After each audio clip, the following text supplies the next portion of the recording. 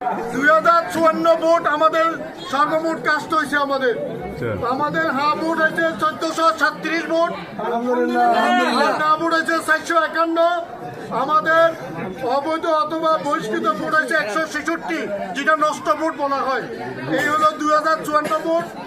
আর আমাদের প্রতীক মার্কা ভোট পেয়েছে, যেটা হলো আমাদের ডাব মার্কা পাইছে 2টি ভোট, আমাদের গড়ি মার্কা আছে 3টি ভোট, ছড়ি মার্কা 3টি ভোট, আর আমাদের